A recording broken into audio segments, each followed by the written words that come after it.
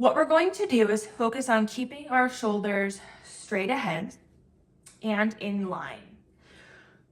Now we're going to move into one of my favorite movements. That's a multi-directional skipping. So we're going to be moving in 3 directions. I'm going to focus on putting most of my weight on the right side, but of course this left side is also going to help counterbalance.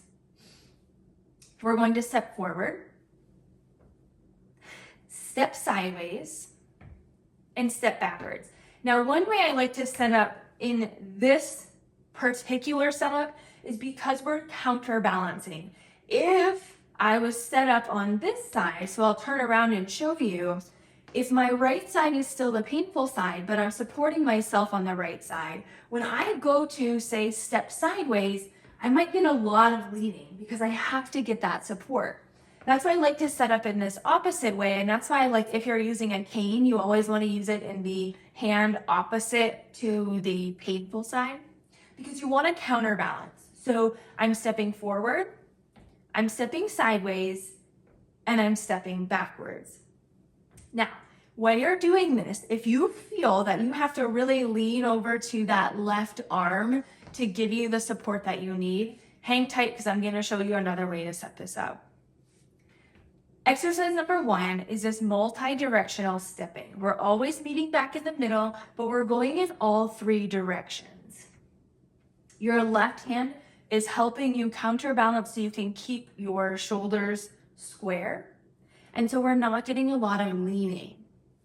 The next movement, we're just going to focus on that forwards and backwards. But I want you to focus on taking a bigger step. So we're stepping forwards and backwards, forwards and backwards. Now, the larger step you take, the harder this is going to be because the more time you're going to be spending on that side.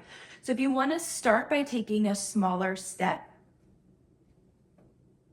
and then progressing to a larger step, that can be one way to really help to start to build confidence on this side. Now, lastly, the third movement, we're still focusing on putting weight on this side. This is going to be a little harder because now it's going to force us to put even more weight on that side. You're going to heel tap, toe tap, heel tap, toe tap, heel tap, toe tap. And when you're doing this, you will feel like you're putting more weight on this more painful side, heel, toe. So essentially this movement progression, we're first starting with a very controlled, small step. I'm actually stepping with this left leg to offload a little bit on the right side. And then we're moving into taking that step forwards and backwards, spending a little bit more time and putting a little bit more weight on that more painful side. And then the third one, now we're putting almost our entire weight. Granted, we do have some support, but we're just lightly tapping. So we're going to go through those 3 progressions. Now, if you are trying this and you're getting a lot of shoulder movement or you're feeling pain on the side that you're standing on, another way you can do this is actually to turn and use double support in front. So now you're here and we're doing the same thing. You're stepping in those 3 directions, forward, sideways, and then back.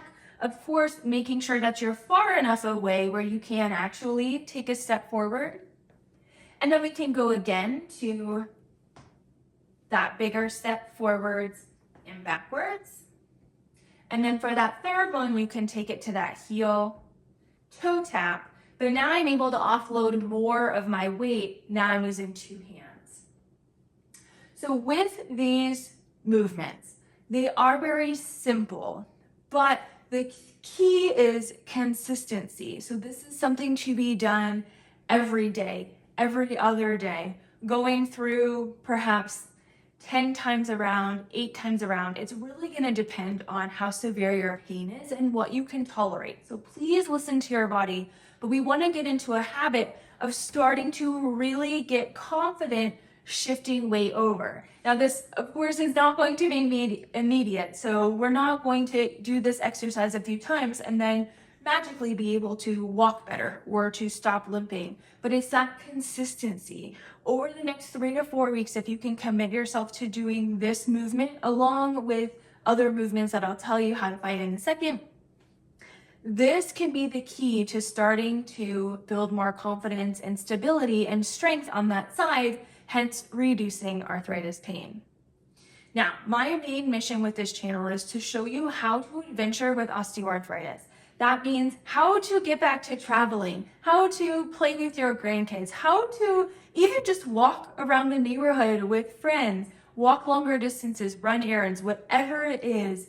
I want to show you that you can actually do these things with osteoarthritis, but it's all about building strength and figuring out where your pain is coming from. Now, I do have a totally free web class that walks you through the exact steps you need to get started in order to make adventuring with osteoarthritis possible. Now, this free web class is called The 3 Secrets to Adventuring with Osteoarthritis because hundreds of people have been able to find pain relief when they really thought it wasn't possible. We're able to do amazing things like squatting and walking up to 10,000 steps a day and doing all kinds of things, getting up and down from the floor, even with arthritis and without surgery. So the link is going to be down below to that free web class. I would highly, highly, highly recommend taking time to watch that to get started on your journey. While these movements are going to help, this is not the only thing that's going to help you find pain relief. So it's important to address pain on all cylinders and get on the right path to making adventure possible. I hope this was helpful, and thank you so much for tuning in, and cheers to your next adventure.